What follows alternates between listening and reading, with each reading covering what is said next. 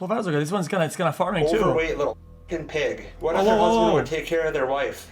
Nobody. He went out to clean out my poop with the Clorox wipes. He came back in and he shoved it in my mouth. He said, I should make you swallow this with the dirty zoo animal you are. And so when we brought her in, Dr. Hanan came in. He's like, why do you have all these bruises? He was trying to blame me. I will make you swallow every pill of morphine that you have in that bottle, and you will be out of this world within 1 hour. Do you hear me? And I've been by her side the whole time, which will never change. A beloved doctor with a rare form of cancer reveals that she's been fighting a second secret battle. Wait.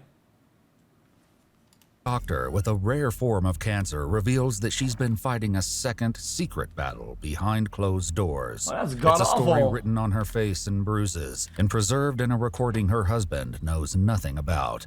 The question is, did her escape come too late? I was able to make it to the front door with my walker, and I was able to get out to them. And I said, I need help, I need out, I need out. The following report is based on official police records, and the footage has never been seen before until now. A hospital administrator in Grand Forks, North Dakota calls the police when a cancer patient reports being subjected to physical mistreatment at the hands of her husband.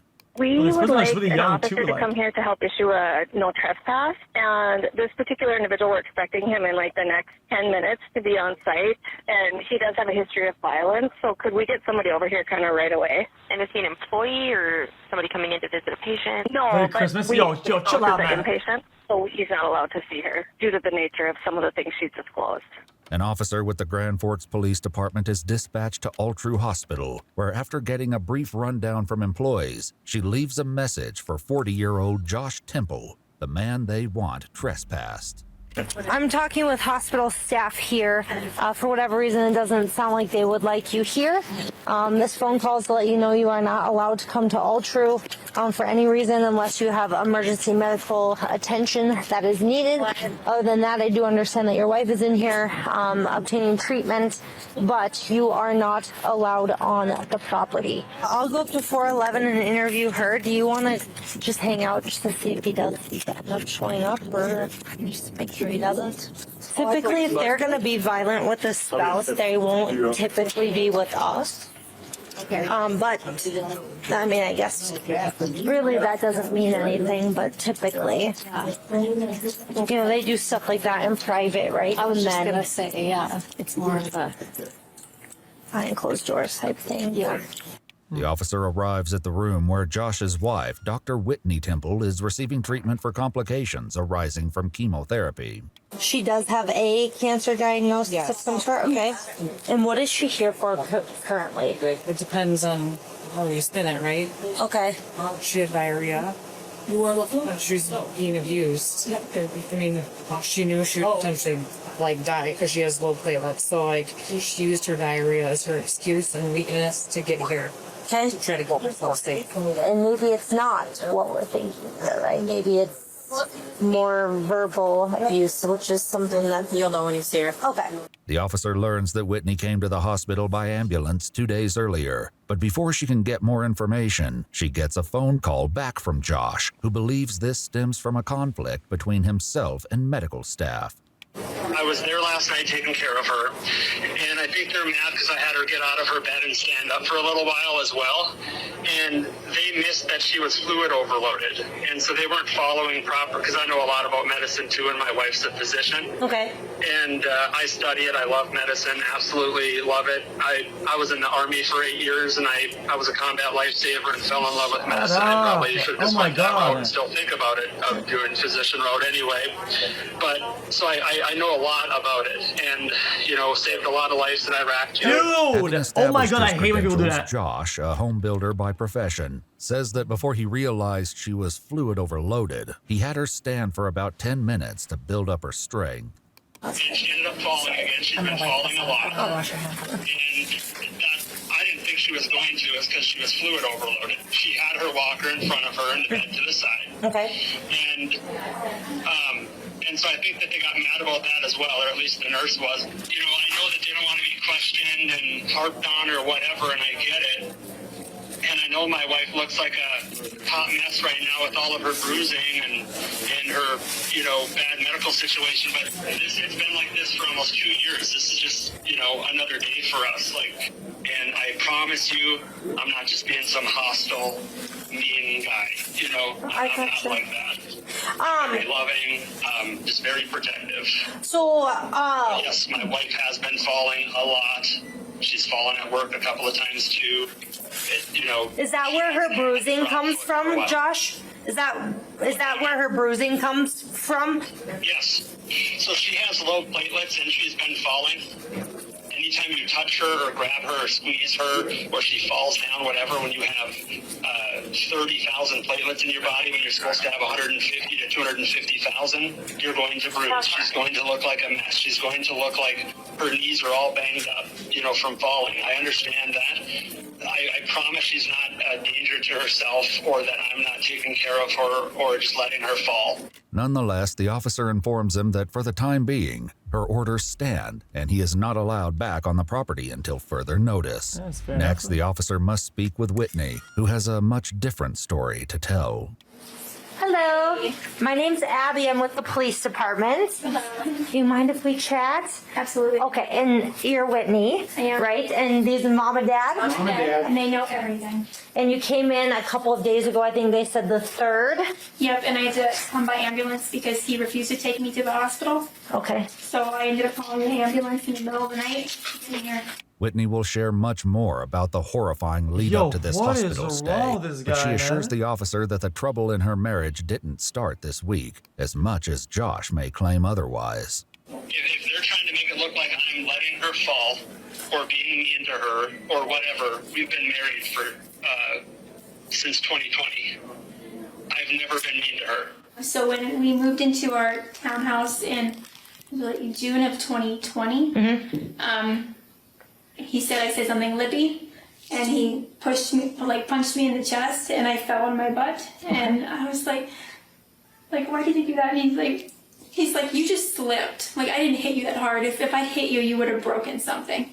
According to Whitney, that was only the beginning. We were in the car, and I said something lippy. He's too lippy and mouthy, and he hit me in the side of the face. I was wearing my sunglasses. And it broke the sunglasses on my face and I had like marks. And when I told him like you broke my sunglasses, and he goes, I was just trying to grab them off your face so you'd listen to me. Whitney says that these episodes didn't end when she was diagnosed with cancer in 2022. If anything, they may have gotten worse. I have a significant wound on my backside that medically he was kind of the cause of because he wouldn't bring me to the hospital. Okay. And so he was doing my wound care for it. He said he's the only one who could do it and I would die if he didn't do it, so nobody else can take care of me. And I was getting really, really woozy, and he like smacked me on the butt on the non-injured side. He's like, wake up, if you fall on this floor, you're gonna get septic again, we can't get you up. And another time during a dressing change, I was being lippy, and he hit me on the back of the head. Bro. And it made my head hit the side of the tile in the shower. Whitney endured Josh's episodic outbursts in isolation until a particularly bad incident in April 2023. Afterwards, she reached out to her sister and broke her silence. Josh took my phone away from me last night, but not before I hit record. Then, referring to Josh's daughter from a previous relationship, she said, he initially got mad at me because I asked him for a wet paper towel to clean bone slobber off my blanket from dog. And with that, Whitney shared 2 audio recordings that the police report, in a moment of understatement, describes as disturbing. You always find a way to f it up, and this is why I don't want to be with you forever. All you do is you're just a goddamn, you're just nothing but a burden. I have to take care of you. You're horrible, and you have cancer, and if you're not dying, you're complaining, you're pissing me off. Always something with you. When are things ever just going to be good? The truth is never, right? Huh? Right? You freak out over a little dog eating their bone next to you. I didn't freak out. Oh, I need this blanket washed. Oh, I need that washed. Oh, I need this done. I just asked for a wet paper towel. Do it yourself. Start doing your own stuff. Let's see how well that goes. Even if she was mad and she was being lippy, who cares? I can't see it. I'm just sick of you, and I just don't know how we're going to be able to keep pushing forward. I just do not enjoy my time with you. The opening moments of the recording are enough to expose the tension in the home, but it's only a hint of the horrors to come. The altercation came a year after Whitney began experiencing mysterious pains in the spring of 2022. Oh no. He told me that I was having pain because I'm obese and I don't work out and I just need to work out more and lose weight. Josh's view of the situation turned out to be incomplete at best.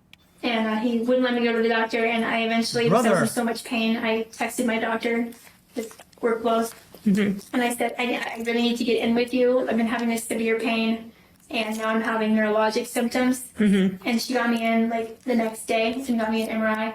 Okay. To do it behind his back. Whitney was finally diagnosed with Ewing sarcoma in August 2022, missing a crucial early window for treatment. Soon, chemotherapy had to be temporarily suspended because Whitney suffered a sepsis infection and developed necrotizing cellulitis on her backside, requiring months of recovery. Josh became Whitney's caregiver, and by the time of her secret recording in April 2023, he was ready to use that against her. So at what point can you stop being a mother burden and being a liability and being a charity case? When are you ever going to stop being that?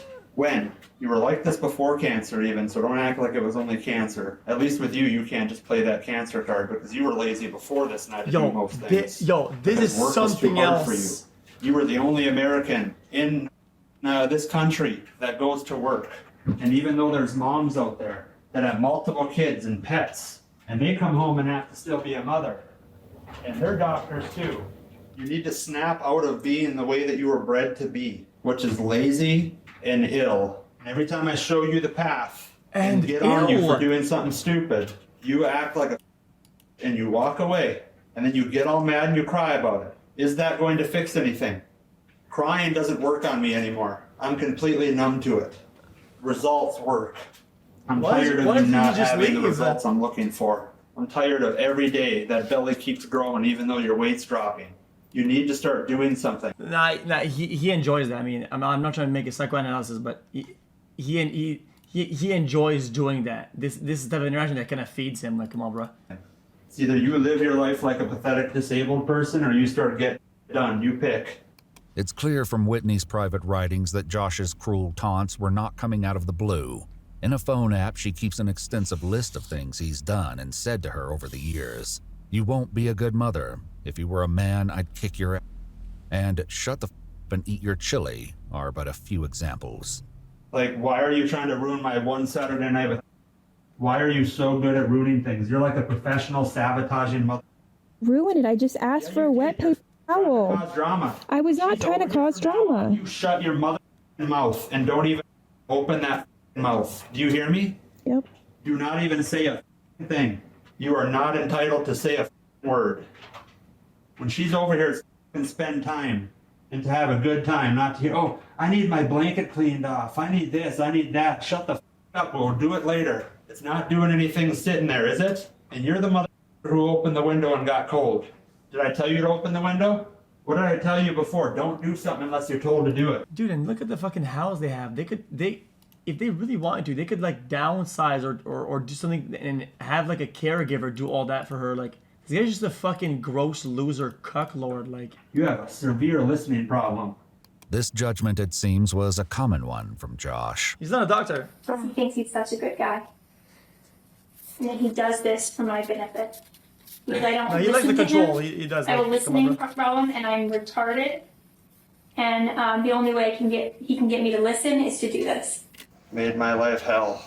I didn't do anything to you, other than try to love you. No. Yeah. I've been unhappy since the first day and I should have just walked away. Yeah, you should have. What? You thought I was just a lazy fat slut who was broke and a burden. You said she was a slut by the dumpster outside of your apartment. You said, well, I am one. I said by your definition. No, you did not. You literally said that you were one. No. Well, it doesn't matter. The numbers prove that, right? What? So it doesn't much matter. What? I don't know why you stuck Sleeping with with me. people you didn't even know. If you think I'm such a horrible person. Well, I was trying to fix you. You can't fix people. Because you and I both learned that the Just hard like I way. couldn't make you nicer, you couldn't make me what you thought was a better person. Just because I'm not nice doesn't mean I'm not a good person. I never said you weren't a good person. You do amazing things. That doesn't mean that you get to be mean to me. Yeah, but this time around, but if it comes back for you again, you can say to yourself, oh, I wish I had him around to save me again. To this, Whitney responds by saying that his care includes making her want to end it all. That's what a fight for your life is. If you would have gotten sent to the military, you would have been able to handle this a little bit better because you would have been a little bit stronger in your mind and not play the poor me game. For now, Josh remains in control of his temper, but that will soon change. You can go ahead and recount in your little mind of every little thing that I've done to save your goddamn life multiple times through this process. And what do I get in return? The same at the end of the rainbow. One day you're going to wake up and realize, oh, why did he always think I was so ungrateful? And then it's comments like you just made tonight that I didn't do that much for you, and that you I never said that. You're twisting my words. So I'm going to cut your mother off tomorrow, and I'm going to see you struggle and watch your wound turn sideways and take you out of this world. How does that sound? Cool. Oh, okay. So what you just said isn't cruel? You're just a user.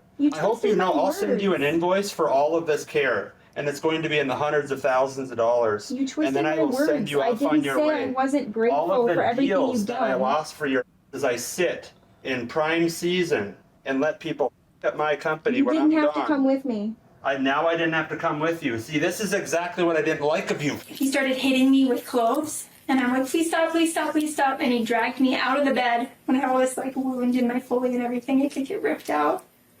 And he has me on the floor, and he's like repeatedly hitting me with the laundry in his hand. And he's like, I should rip this bandage off you when you go septic again, and then you septic again, and then you wouldn't survive it.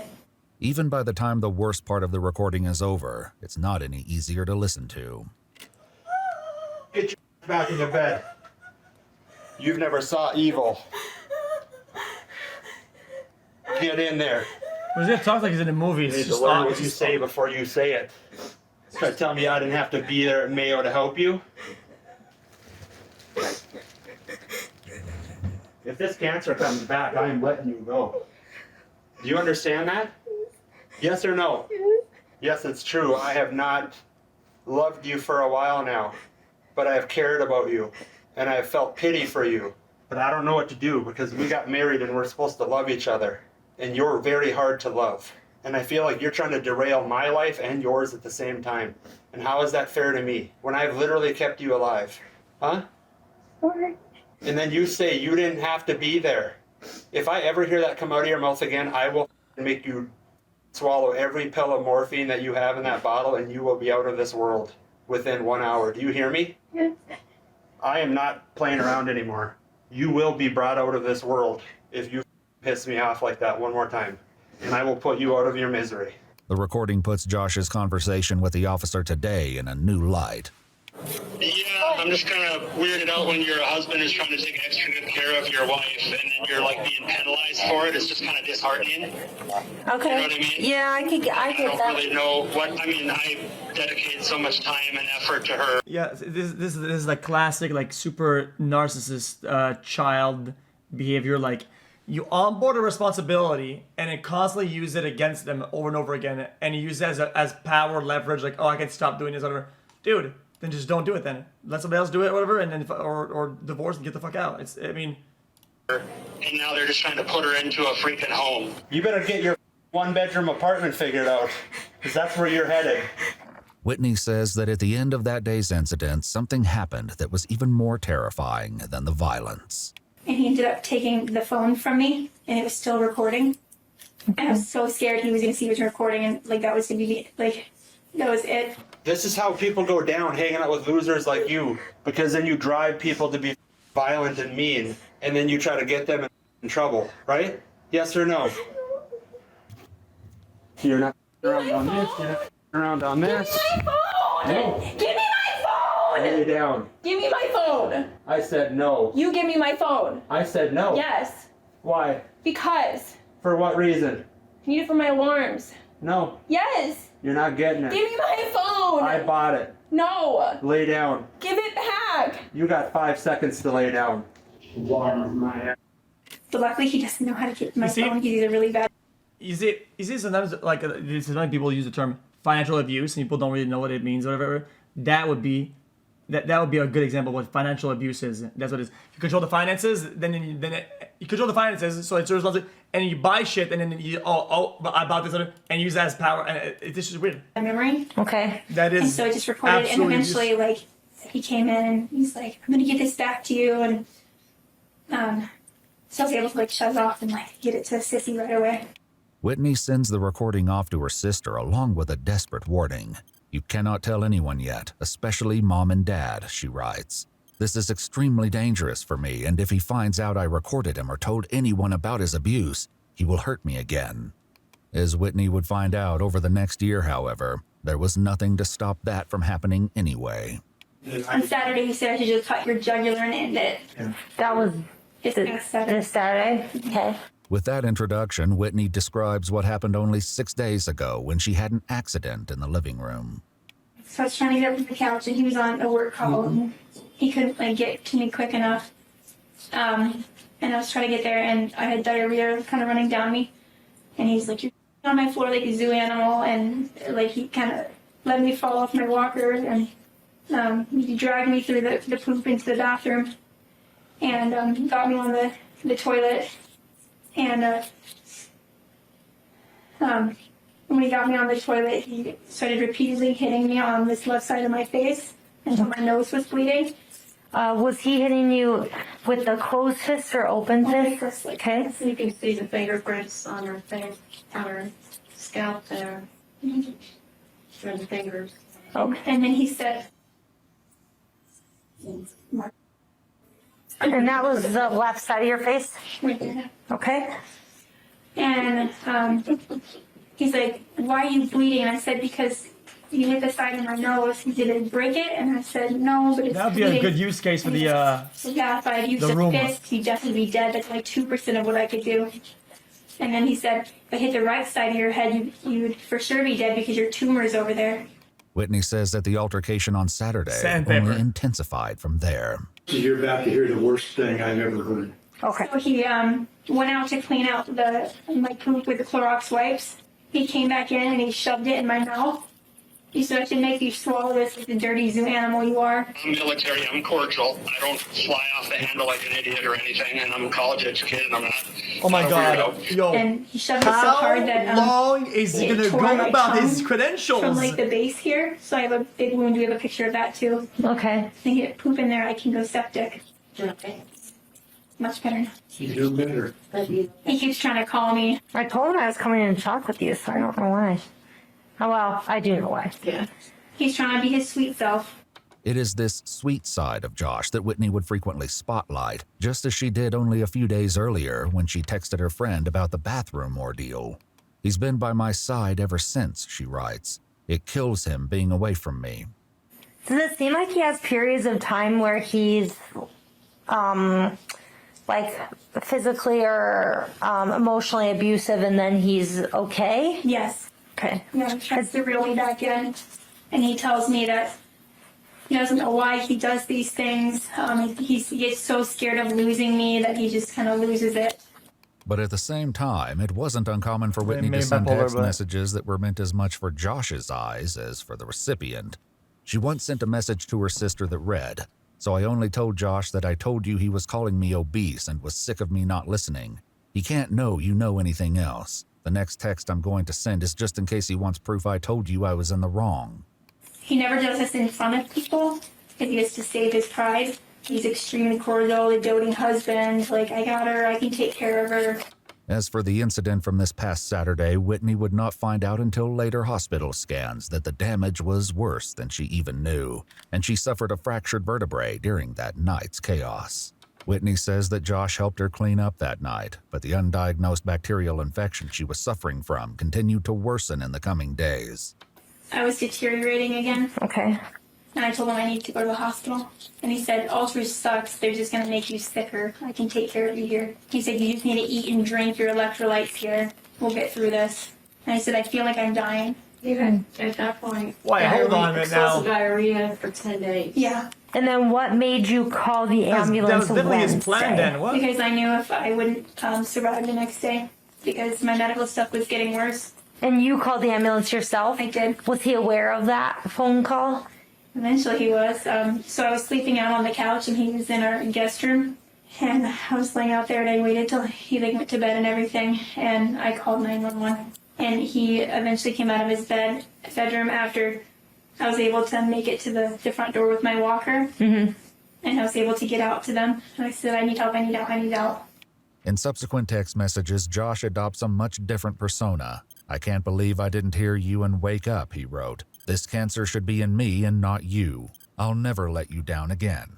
He thinks that staff's upset with him because of an incident that happened yesterday with you falling in the room. Yes. And believes that okay. He did say that he was on the other side of the room and that maybe he should have been on the same side of the bed. He forced me to, I have, this leg doesn't work from my tumors, and this leg was really swelling up, and he forced me to do PT and stand, and I said, I need to sit down, my leg's not working. I said, you stand for 20 more minutes, like, you need to be stronger, like, what are you, an 80-year-old cripple? I said, I need to sit down, and he came over to, like, grab me to get me back on the bed, and my leg gave out, and we had the walker, and I couldn't hold on because of it. And it split up from underneath me, and he let me fall, and I landed on my butt. Yeah, or the food. I was able to catch myself to not hit my head. And there's an IV pole, and I have a big scratch on my back from where I scraped it. I didn't tell her to stand up and fall down on purpose. We didn't know that she was going to fall or she wouldn't have stood up either. She normally can walk just fine, and she's been using her walker just fine. And to prove it, she had PT that day for an hour with the physical therapist a couple hours before I got there. And so she did PT just fine. Oh! That was really... Dude, yeah, no, that proves it. Case closed, it's all good. He made me do more. And so he that's had me proof right walking there. on the side of the bed with my walker, back and forth, back and forth, back and forth. And he goes, okay, now you need to stand there for 30 minutes. You should just show me you can stand. I said, I don't think I can. Like, my legs feel really weird. He said, you do it. Whitney never explicitly says which moment, the fall last night or the bathroom incident from Saturday, was her final straw. But her mom has a grim thought about Josh's death threats. He's threatened on multiple occasions. Like, on Saturday, he said I should just stab you in the jugular and end it. And there's a huge life insurance policy, which has the beneficiary involved, $1.3 million. That he is the beneficiary of? Okay. Oh, GG. Yeah, I mean, GG. He kind of coerced you to get that in. Yeah, and then he mentioned to me about, like, you know how bad it would be if you changed the beneficiary from your husband or whatever. If I found out if it went to your parents. There's definitely a lot of motives. Okay. You can change that, right? Like, you can change it at any time. Yes, I would do that. Whitney and her parents say that they've already spoken with a lawyer about this and other financial considerations. But for today at least, Whitney has had enough. Are you okay? I don't feel well. I think we can nurse and nurse buzzing with the nurse. I'm really worn out. After telling her emotional story in exhausting detail, Whitney has settled back into bed, and the officer calls Josh from the parking lot with an update. Sorry, I've been running around. We're so busy. I was trying to get you a call, but every time I picked up the phone, I was dispatched elsewhere. So. Am I not allowed to take care of her tonight? Bring her oatmeal? Yeah, no. Her parents are with her. Again, like I said, I'll come over and kind of explain a few more things to you. So I apologize for ruining. I mean, this is more stuff in your day you shouldn't have to deal with. No worries. If I did something wrong here, okay. Josh agrees to have the officer visit his home to further discuss the situation, which he still believes is limited to a dispute. How many times is he going to mention that he's in the military? I don't know what's really going on today. Yeah, so the staff there just doesn't want you back there. I think it has something to do probably with what happened yesterday. It wasn't good, you guys. Like, should I have done something different? Acorn. So on Saturday, she had fallen again really bad and then went to the bathroom on herself. And we didn't know she had C. diff yet. Okay. And so I found her on the floor and she was out of it. And usually you shouldn't really go to the hospital unless you absolutely have to, but she ended up having a big accident on the couch when I was sleeping. I've been sleeping in this room. Mm-hmm. She had to call the ambulance. So medical was called on Saturday? No, Saturday she fell. Medical was called 2 nights ago, sorry. Okay. I might have messed that up. I haven't had much sleep. That's okay. I just wanted to... But yes, and so when we brought her in, Dr. Hanan came in that night at 8 o'clock, so 2 nights ago at 8. He's like, why do you have all these bruises? You have bruises on your knees, you have them on your arms, you have it on your face, on your head, on your back, everywhere. He was trying to blame me that I was neglecting her. As they move into the living room, Josh insists that he has been Whitney's rock through trying times. A little over a year and a half ago, she was diagnosed with Ewing sarcoma. So they found a spinal tumor. And ever since then, it's just been a whirlwind. Yeah. And I've been by her side the whole time, which will never change. But Josh is about to learn that the police aren't just at his house to reinforce the trespassing order. So, yeah, obviously I talked with staff there, I talked with Whitney, and based on some of the conversation that Whitney and I had, and based on some of her injuries and things like that, I'm going to place you under arrest for... Oh, really? Yep, for terrorizing and aggravated assault, okay? So I'm going to ask that you put your hands behind your back. Okay. I didn't know that, you guys. All right. I thought it just wasn't allowed at all true. Wow, this really looks bad on me when all I do is take care of her. Makes me look like I actually did something wrong. Unbeknownst to Josh, the officer has in her possession letters from Whitney's doctors, one of which says starkly, there's no doubt in my mind that if she were to return to his care, she likely would not survive another abuse. I didn't terrorize anyone. I wasn't mean to anyone there. So this is for Whitney herself. This is not for all true staff. That seems like a weird charge. So, that means that something was said or something that was done that made her in fear for her safety or her life. Wow. There was supposedly some comments during her incontinence episode on Saturday that were really concerning. What was concerning to me was a lot of her bruising. I do understand that she is very sick. She has low platelets, and therefore it does cause some bruising. But she does have a handprint. Yes, that's from picking her up off the floor. So you picked her up. No, that was to get her to come to. We already told the doctors that. If you even poke her, it'll cause a bruise. Okay. And when she hit her eye, that was on her walker. She already told people she fell down. But this story, whatever its legitimacy, has already been preempted by Whitney. I said that the walker slipped and I hit my face on the walker. So that's the They covered it. So For the eye. And that's what you told them initially when you came in. they told us. like staff and stuff, but when I was in the ambulance, he was abusing me. So she told me that she said those things to other people, and that wasn't the truth. You messed up. Okay.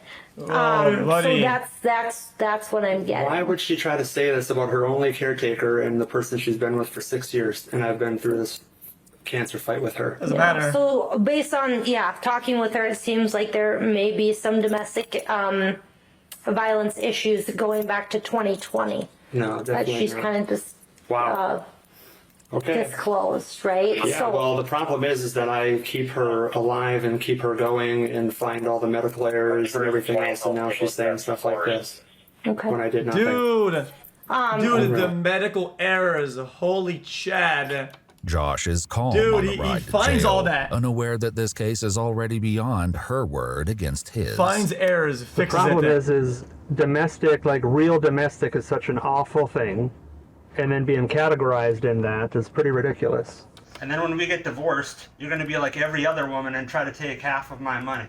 No, I won't. And then I'm going to cut your throat, is what's going to happen, because no one steals my... I've always put her in front of myself. Is there going to come a time where you're pleasant to be around, or is it just going to stay like this forever? Am I just going to be your caretaker until you die, and then we're just going to live a life of, oh, well, that was a waste of my life? Huh?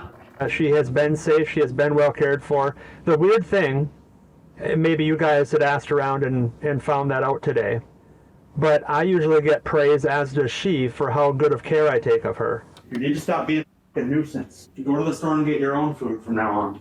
With her husband under arrest and a protection order in place, Whitney Temple seemed to be on a path to freedom. Unfortunately, she didn't have long to enjoy it. She died a month later on May 6, 2024. At a later court hearing, her father recalled the day his daughter accepted her fate. And then I heard my baby girl announce the next evening, "This is my last supper. I am ready for hospice." And then soul-crushingly, Whitney unbelievably apologized to us for having to give up the fight for her life. Josh, who was originally charged with endangering an eligible adult, terrorizing, 1 felony count of domestic violence and 1 misdemeanor count of domestic violence, enters into a plea agreement that sees the domestic violence charges dismissed in exchange for guilty pleas to the first 2. At his sentencing hearing, a year after Josh was arrested, his lawyer said that he should be given leniency, arguing that he had been, quote, proactive in his own rehabilitation and heavily involved in his church while out on bond. It's for these reasons that I asked the court to consider a period of home confinement and supervised probation. In a sentencing memorandum Josh filed prior to the hearing, his lawyer argued that his client's actions came out of burnout from being a caregiver. He wrote, "Whitney's battle came to an unfortunate end a month after Josh was charged. This fact in itself makes Josh's conduct extremely unlikely to recur." Josh himself also spoke at the hearing. My wife was my world, and she was the strongest person I've ever known. I'm truly focused on making the wrongs that I made right and asking for true forgiveness for mistakes that I've made. I'm truly sorry. Thank you for your time, Your Honor. But while Josh and his lawyer argued that he was, quote, for the most part, a devoted husband who tirelessly cared for his terminally ill wife, the prosecutor argued that this was exactly what one would expect to see in this type of relationship. Your Honor, I think everybody in the system, the court, attorneys, law enforcement, we're all very familiar with domestic violence, and it is a cycle. It's not something that happens 24/7. Had it been something going on every single day, every minute of that day, I truly believe that Whitney Temple would have left much sooner than she tried to. But that's not how domestic violence works. It's a roller coaster of ups and downs. There is love bombing. There is promises, assurances that the individual will change. They'll be better. They'll do better. But they don't. The previous year, an autopsy found that Whitney's death was a result of Ewing sarcoma complications. However, the doctor also noted one contributing factor, a history of documented intimate partner violence. The judge not only took this into consideration, but also the fact that Whitney was not the first. You have engaged in violence in the past. So in 2012, you engaged in a domestic violence situation with a person with whom you'd had a child in front of your child. These are concerning facts. You have a problem. You have a serious problem. You need to acknowledge it and you need to address it. She died from cancer, but there is no doubt that the physical and mental abuse that you perpetrated against her made her last days on earth even more unnecessarily painful. The judge sentenced Joshua Temple to 5 years in prison for endangering an eligible adult and 5 years in prison for terrorizing an adult victim, with both sentences to be served concurrently, followed by 2 years of supervised probation. Whitney Temple, who after her original diagnosis managed to complete her residency. It's the charges that the prosecution went for, right? I mean, and I'm sure there's like maxes on that and shit. Like, I mean, there's not much maneuverability around that. Pass a medical board exam and continue to work as a physician throughout her illness, was 33 years old. If you'd like to see select new videos early and help us keep uncovering case files that rarely come to light, you'll find extra footage and unseen details on our Patreon. Channel memberships here on YouTube also include early access to select new videos. Well, that was god-awful.